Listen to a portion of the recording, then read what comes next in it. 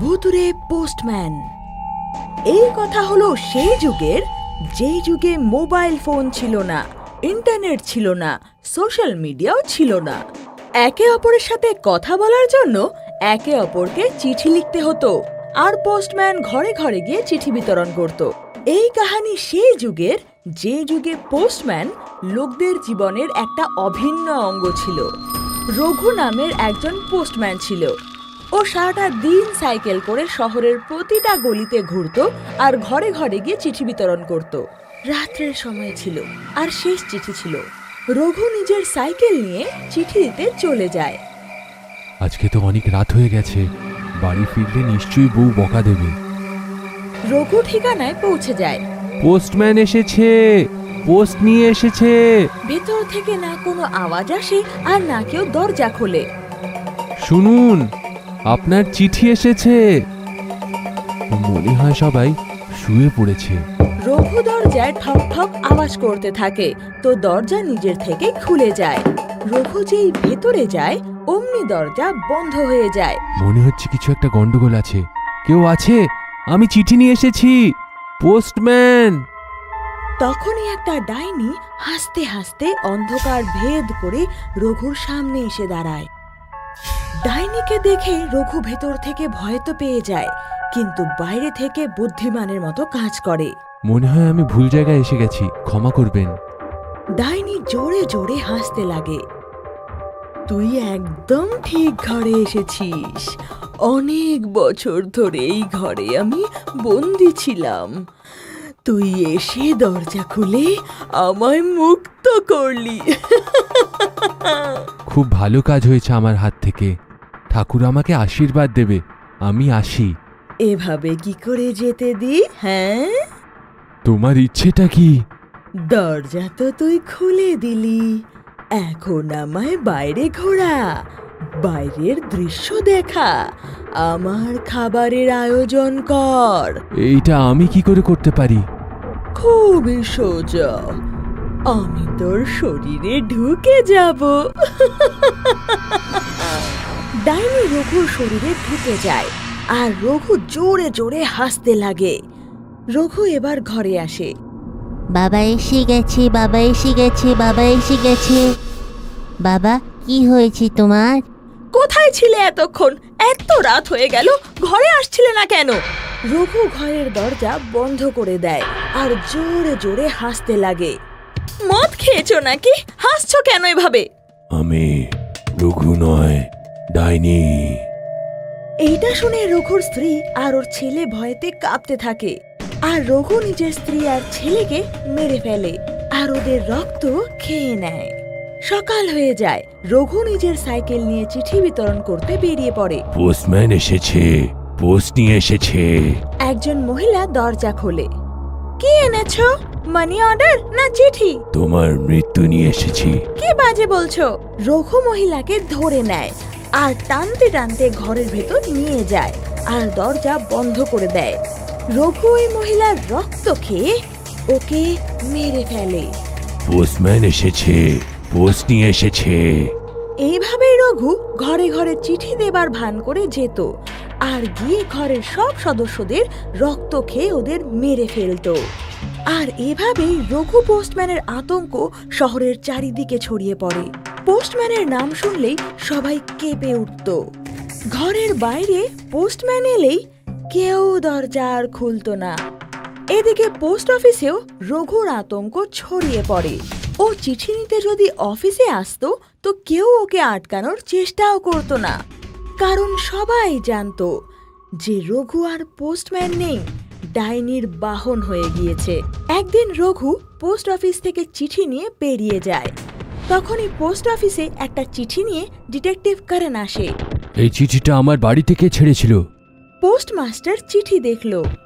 এই চিঠিটা রঘু দিয়েছে। তোমাদের লজ্জা করে না?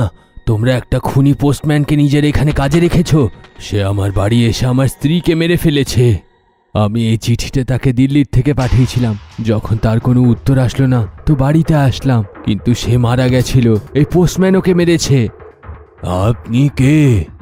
আমি ডিটেকটিভ কারেন, দিল্লিতে থাকি। আপনি দিল্লিতে থাকেন তাই আপনি শহরের ব্যাপারে কিছুই জানেন না। পোস্টমাস্টার করণকে সব কথা খুলে বলে। আমি সেই পোস্টম্যানটাকে ছাড়বো না, একদম না। রঘুকে মারবেন না স্যার, সে তো খুব ভালো মানুষটা, শুধু ডাইনি তাকে ভর করে রয়েছে। কোথায় পাবো তাকে?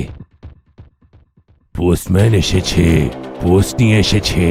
ঘরের দরজা খোলে আর ডিটেকটিভ করণ বাইরে আসে। ভেতরে এসে যাও, আমার রোদে অ্যালার্জি আছে। রঘু ভেতরে আসে তো করণ দরজা বন্ধ করে দেয়। দরজা বন্ধ করার অনুমতি তো আমার। আমি জানি যে তুই একটা ডাইনি। এই পোস্টম্যানের সাহায্যে তুই অনেক নিরীহ লোকেদেরকে মেরেছিস। কে তুমি? ডিটেকটিভ করণ, এই ঘরটা আমার না। তুই সঠিক জায়গায় এসেছিস, কিন্তু ভুল লোকের সঙ্গে দেখা করলি। আমি জানতাম যে তুই এখানেই আসবি, তাই দেখ, আমি তোর আগে তোর এইখানে পৌঁছে গেলাম।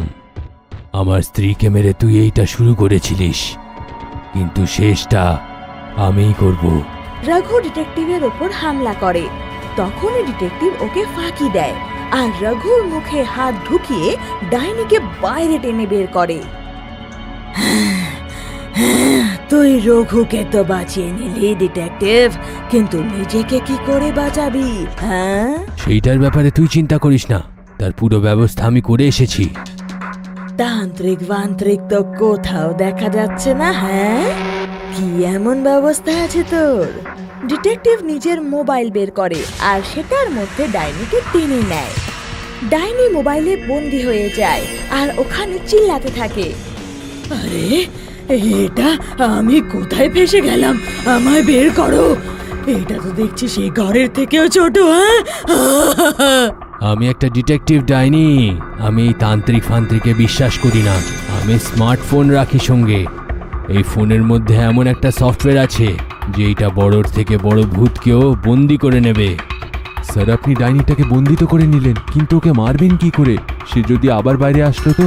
তার ব্যাপারে চিন্তা করো না ভাই, আমি এই ডাইনির ভিডিওটা ডিলিট করে দিচ্ছি।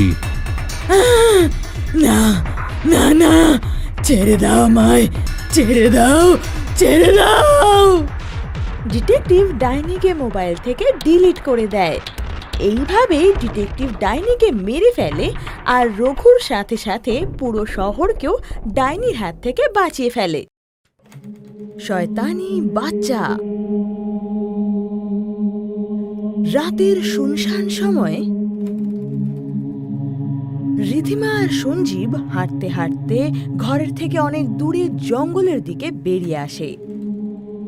কি ভাবছো রিধিমা? ভাবছি আমাদের কি হবে। রিধিমা, যেটা আমাদের হাতে নেই সেটার ব্যাপারে ভেবে লাভটা কি? আমি কি কখনো মা হতে পারবো না? চলো না অন্য কোনো ডাক্তারের কাছে যাই। রিধিমা, 10টা ডাক্তার দেখিয়ে নিলাম আমরা, এখন শহরে কোনো ডাক্তার বাকি আছে কি? তখনই বাচ্চার কান্নার আওয়াজ আসে। সঞ্জীব, তুমি কি বাচ্চার কান্নার আওয়াজ পেলে? আমি তো সেইখানে একটা বাচ্চাকে কাঁদতে দেখতে পাচ্ছি, ওই দেখো রাস্তার ধারে। দুজনে বাচ্চার কাছে যায়। বাবা, তুমি এখানে কেন বসে আছো? তোমার নাম কি বাবা? বাচ্চা কোনো উত্তর দেয় না, শুধুই কাঁদতে থাকে। কাঁদতে কাঁদতে হঠাৎ শয়তান হয়ে যায়। না! রিধিমা চেঁচিয়ে বিছানার থেকে উঠে পড়ে। খুব জোরে জোরে শ্বাস নিতে থাকে। কি হলো রিধিমা, তুমি কোনো খারাপ স্বপ্ন দেখলে? খুবই খারাপ। সঞ্জীব, আমরা কৃষিতকে বাড়ি এনে ভুল করলাম না তো? এমন ভেবো না রিধিমা, কিশিত খুব ভালো বাচ্চা। দেখো, দুদিনের মধ্যে কত মিলেমিশে গেছে আমাদের সঙ্গে। চিন্তা করো না। ওর মা বাবা কারা, কোথায়? এখন কিশিত আমাদের ছেলে। যারা ওকে রাস্তার কোণাতে এমনভাবে ছেড়ে দিয়ে চলে গেছিল, তাদের ব্যাপারে ভেবে লাভটা কি? শুয়ে পড়ো, কালকে কিশিতকে স্কুলে ভর্তি করতে হবে। সকাল হয়। রিধিমা, কিশিত কোথায়? তৈরি হচ্ছে, এখনই আসবে। কিরশিত হলের দিকে আসে। এই নাও, এসে গেছে। বাবা, তোমার জুতোর একটা লেস তো খোলা রয়ে গেছে। রিধিমা শুলেস বাঁধার জন্য নিচে ঝোঁকে। তখনই কিরশিত রিধিমার গলায় দাঁত দিয়ে কাটতে থাকে। আচ্ছা, ছাড়ো কিরশিত, ছাড়ো। কিশিত ছাড়ো। সঞ্জীব কিরশিতকে রিধিমা থেকে আলাদা করে। দেখো দাঁতের চিহ্ন এসে গেছে। বাচ্চা না শয়তান? ছেড়ে দাও সঞ্জীব, বাচ্চাই তো। নিজের বাচ্চা হলে এরকমই তো বদমাশি করতো, তাই না? তুই শয়তান, বাচ্চা হয়ে থাকবি, মানুষ ভালোবাসা দেখাবে, কিন্তু আমাদের উদ্দেশ্য হচ্ছে মানুষদের বরবাদ করা। বরবাদ। তোমার নাম কি বাবা? স্যার বুবা। এর ডকুমেন্টসগুলো? আমরা রাস্তায় একে একদিন কাঁদতে দেখেছিলাম, তারপরে আমরা একে দত্তক নিয়ে নিয়েছি। প্রসেস চলছে, ডকুমেন্টস কিছুদিনে পেয়ে যাবেন। ঠিক আছে, আমি এর অ্যাডমিশনটা করিয়ে দিচ্ছি, কিন্তু ডকুমেন্টসটা 1 সপ্তাহের মধ্যে দিয়ে দেবেন কিন্তু। হরি, পিয়ন আসে। বাচ্চাকে ক্লাসে নিয়ে যাও। পিয়ন কৃষিতকে নিয়ে চলে যায় আর সঞ্জীব ঘরে ফিরে আসে। রিদ্ধিমা, কোথায় আছো তুমি? কৃষিতের অ্যাডমিশন হয়ে গেছে। রিদ্ধিমা। রিধিমা সিঁড়ি থেকে আস্তে আস্তে নেমে আসে আর রিধিমাকে দেখে সঞ্জীব আশ্চর্য হয়ে যায়। মাই গড, এটা কি হয়েছে তোমার রিদ্ধিমা? রিধিমা সঞ্জীবের কাছে আসে আর সঞ্জীবকে কামড়ে দেয়। আহ! ছাড় কিশিত, আমাকে ছাড়, আমাকে ছাড়। পিয়ন দৌড়ে দৌড়ে আসে। শয়তান কামড়াস, চল তোর ব্যাপারে কমপ্লেন করছি। পিয়ন কৃষিতকে নিয়ে হেডমাস্টারের কাছে যায়। কি হলো হরি? স্যার, এ সোহেলকে খুব বাজেভাবে কামড়ে দিয়েছে, ওর ঘাড় থেকে রক্ত বের হচ্ছে স্যার। হ্যাঁ, তুমি তাড়াতাড়ি সোহেলের চিকিৎসা করার চেষ্টা করো, আমি একে দেখছি। পিয়ন এবার চলে যায়। কৃষিত, আমি তোমার থেকে এটা এক্সপেক্ট করিনি। মিস্টার সঞ্জীবকে আমি এক্ষুনি কল করছি। পিয়ন দৌড়াতে দৌড়াতে আসে। স্যার, আশ্চর্যের ব্যাপার, সোহেল সব বাচ্চাদেরকে কামড়াচ্ছে। হোয়াট? চলো। দুজন দৌড়ে সেখানে যায় আর দেখে যে স্কুলের সব বাচ্চারা একে অপরকে কামড়াচ্ছে। সবার দাঁত আর নখ বেরিয়ে এসেছে আর হাতে পায়ে লম্বা লম্বা চুল বেরিয়ে এসেছে। মাই গড, এসব কি হচ্ছে?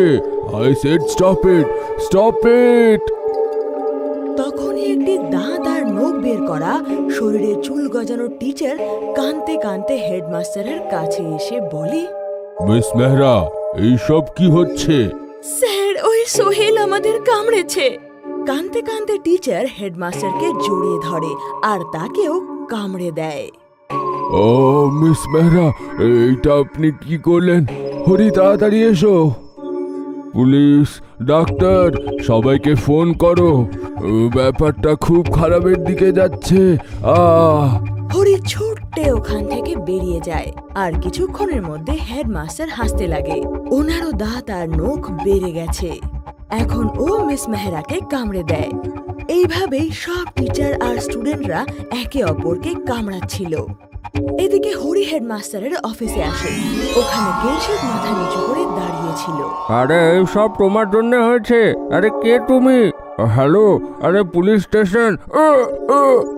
কেলশিত হরির গলা ধরে লম্বা দাঁত আর নখ দিয়ে হরিকে কামড়াতে থাকে। কেলশিত পুরো শয়তান হয়ে গেছে। চারিদিকে দৌড়াদৌড়ি চলছে। বাচ্চারা, টিচাররা, হেডমাস্টাররা সবাই একে অপরকে কামড়াচ্ছে, অদ্ভুত আওয়াজ বের করছে, আজব ব্যবহার করছে। তখন স্কুল করিডোর থেকে হরির পিঠে বসে কেলশিতের এন্ট্রি হয়। লম্বা দাঁত আর নখ আর চুল দিয়ে হরি ভীষণ ভয়ানক দেখতে লাগছে। আর কোনো জানোয়ারের মতো হাত আর পা দিয়ে মাটিতে হেঁটে হেঁটে কেলশিতকে বাইরে এনেছে। বাচ্চারা জানোয়ারের মতো আওয়াজ বের করে কেলশিতকে সালামি দেয় আর চুপচাপ বসে যায়। শয়তানদের রাজ্যে আপনার স্বাগত। তোমরা সবাই শয়তান হয়ে গেছো আর আমি তোমাদের রাজা, শয়তানের রাজা। তোমাদের সবাইকে আদেশ দিচ্ছে, শহরের প্রত্যেকটা লোককে, বাচ্চা, বুড়ো, ছেলে, মেয়ে সবাইকে কামড়ে সবাইকে শয়তান বানানোর দায়িত্ব তো এখন তোমাদের রইল। আমি এখন আসি। শয়তানের সাম্রাজ্য যেন এমন বাড়তেই থাকে। আকাশ থেকে পিশাচি মা পৃথিবীতে নেমে আসে, কিরশিদকে কোলে তুলে নেয় আর আকাশে উড়ে যায়। মিস্টার আর মিসেস সাইগল, আমাদের কাছে কালকেই একটা বাচ্চা এসেছে। আপনারা চাইলে ওকে দত্তক নিতে পারেন। বন্দনা, ওকে ভেতর থেকে নিয়ে এসো। বন্ধনা একটা বাচ্চাকে নিয়ে আসে, যে মাথা নিচে ঝুঁকিয়ে রেখেছে। বাবা, কি নাম তোমার? বাচ্চা ওপরের দিকে তাকায়, হাসে আর বলে, কিরশিদ। দীপাবলির রাত। গল্প হচ্ছে মহারাষ্ট্রের কোঙ্কণ বিভাগের। কোঙ্কণকে লোকেরা ভালোবেসে পৃথিবীর স্বর্গ বলে, কারণ সমুদ্র, গভীর জঙ্গল আর সুন্দর পরিবেশের অদ্ভুত সঙ্গম হলো কোঙ্কণ।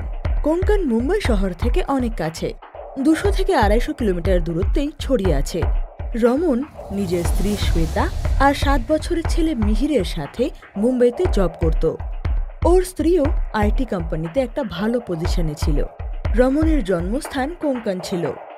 সাবন্তবাড়ি নামের একটা ছোট্ট গ্রামে রামনের একটা সুন্দর বাড়ি ছিল, কিন্তু সেই ঘর এখন খালি পড়ে আছে, কারণ ওর মা বাবা কয়েক বছর আগেই মারা গেছে আর ওর কোনো ভাই বোনও ছিল না।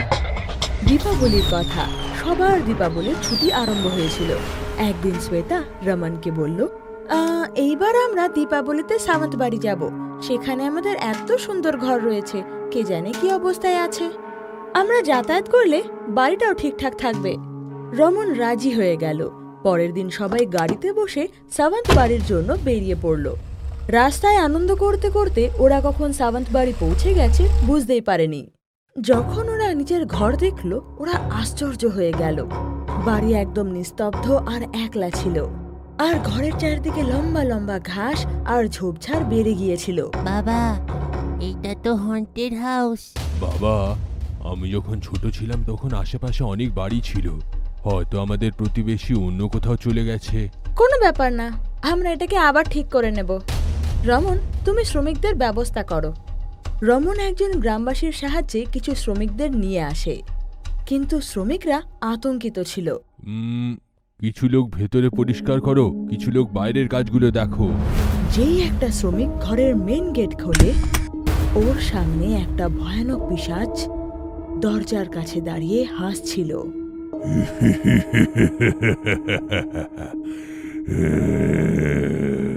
শ্রমিক জোরে চিল্লালো আর হুট করে দরজা বন্ধ করে দিল।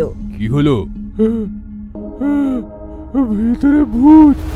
ভাগ, দাঁড়াও, আমি দেখছি। যখন রমন দরজা খুলল তো ভেতরে কেউ ছিল না। আরে তুমি ভুল দেখেছো, যাও ভেতরে আর তাড়াতাড়ি কাজগুলো সব শেষ করো। শ্রমিকরা আতঙ্কে ভয়ে ভয়ে ভেতরে গেল। বাইরে কিছু শ্রমিক ঘাস কাটছিল। শ্বেতা ওদের ভালো করে দেখছিল। একটা শ্রমিক ঘাসে বসে নিজের ধুনেই ঘাস কাটছিল। কে হঠাৎ তখন কেউ ওর হাত ধরে টেনে ফেলে, আর ওর সামনে দেখে সামনে পিশাচ বসে আছে। বাঁচাও, বাঁচাও। পিশাচ ওর হাত ধরে অস্ত্র দিয়ে ওর হাতে অনেক গভীর হামলা করে। শ্রমিক ভীষণ চিল্লাতে থাকে আর শ্বেতা দৌড়ে ওর কাছে আসে। কি হয়েছে? ওই ওই ভূত। কিন্তু সামনে কেউ ছিল না, আর ওর হাতও একদম ঠিক ছিল। আরে কিচ্ছু না, শুধুই খামোখা ভয় পাচ্ছ। Don't worry. শ্রমিক লজ্জা পেয়ে কাজ করতে লেগে যায়, আর ও অনেকগুলো ঘাস কেটে পেছনে ফেলে। সেই কাটা ঘাসে শ্বেতার চোখ যেতেই ওর হৃদয় কেঁপে উঠল। ঘাসে অনেকগুলো রক্ত লেগেছিল। সন্ধে হওয়ার আগেই শ্রমিকরা কাজ শেষ করে বেরিয়ে গেল। ঘরও পুরোপুরি সেট হয়ে গিয়েছিল। মিহির হলে বসে মোবাইলে গেম খেলছিল, আর শ্বেতা রমনের সাথে বেডরুমে ছিল আর ভীষণ চিন্তিত ছিল। আরে কাম অন শ্বেতা, আরে জঙ্গলের মধ্যে কোনো জানোয়ার থাকবে হয়তো, এর মধ্যে হয়তো চিন্তা করার কি আছে। পরের দিন দীপাবলির ছিল। মিহির আর রমেন পুরো বাড়িকে গাঁদা ফুলের মালা দিয়ে সাজাচ্ছিল। শ্বেতা ভেতরে পুজোর ব্যবস্থা করছিল। শ্বেতা ঘর থেকে রমনকে ডাকলো, রমন, রমন, একটু ভেতরে এসো না। শ্বেতার আওয়াজ শুনে রমন ঘরে চলে গেল আর মিহির বাইরেই রয়ে গেল। তখন হঠাৎ সেখানে অনেক ভয়ানক একটা পিশাচ উঠোনের কাছে আসে। মিহির ওকে দেখে এত ভয় পেয়ে যায় যে ওর মুখ থেকে কোনো আওয়াজই বেরোয় না। পিশাচ মিহিরের দিকে হাসতে হাসতে দেখে আর ঘরের দরজা বন্ধ করে দেয়, আর ভয়ঙ্কর ভাবে হাসতে হাসতে হলুদ রঙের গেঁদা ফুলের ওপর হাত ছুঁয়ে দেয়। ওর হাত লাগতেই গেঁদা ফুল একেবারে কালো হয়ে গেল। মিহির নিজের চোখ দিয়ে এই ভয়ানক দৃশ্য দেখছিল। তখনই ঝট করে দরজা খোলে আর রমন বাইরে আসে, আর আস্তে আস্তে পিশাচ যেন গায়েব হয়ে যায় আর কালো ফুল হুট করে হলুদ রং হয়ে যায়। দরজা কেন বন্ধ করেছিলে বাবা? কিন্তু মিহির কিচ্ছু বলল না আর সোজা গিয়ে নিজের বাবাকে জড়িয়ে ধরল। আরে বাবা, এতে ভয় পাওয়ার কি আছে? রাত হয়ে গিয়েছিল, আকাশে আতশবাজি হচ্ছিল। শ্বেতা বাইরে প্রদীপ জ্বালাচ্ছিল, প্রদীপ জ্বালানোর চেষ্টা করছিল, কিন্তু বারবার সেটা নিভে যাচ্ছিল, যেন কেউ ফু দিচ্ছিল। হঠাৎ করে মাটিতে ছড়িয়ে থাকা কালো ছায়া দেখতে পায়। শ্বেতা ওপর দিকে দেখল তো দেখে সেই ভয়ানক পিশাচ দাঁড়িয়ে দাঁড়িয়ে হাসছে ওকে দেখে।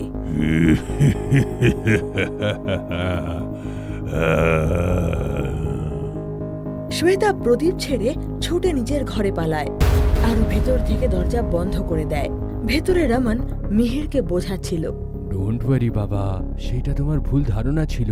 ডোন্ট ওয়ারি, পুজো করব, তারপরে অনেকগুলো পটকা ফাটাবো। তখনই শ্বেতা দৌড়াতে দৌড়াতে আসে আর এসে বলে, রমন, এটা কারণ মনের ভুল নয়, এখানে সত্যি ভূত আছে। আমারই ভুল ছিল যে আমি এখানে আসতে বললাম। আমাদের জীবনের বিপদ আছে রমন, চলো চলো এখান থেকে চলে যাই। রমন চলো। হোয়াট? এটা ইম্পসিবল।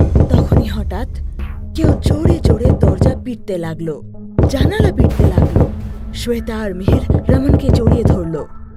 কিছুক্ষণ পর দরজা আর জানলা ভেঙে অনেকগুলো পিশাচ ভেতরে চলে এলো। শ্বেতা আর মিহির রমনকে জোরে জড়িয়ে ধরলো। এখন রমনও ভীষণ ভয় পেয়ে গিয়েছিল। চাই তোমার, কেন আমাদের বিরক্ত করছো? আমরা এখানে দিওয়ালির জন্য এসেছি। কেন কেন আমাদেরকে ছেড়ে দাও প্লিজ। থাকা নেই, এখান থেকে বের হ, সেইটা এক্ষুনি। আমরা 10 বছর ধরে এই নির্জন ঘরটাতে আছি, এটা এখন আমাদের ঘর।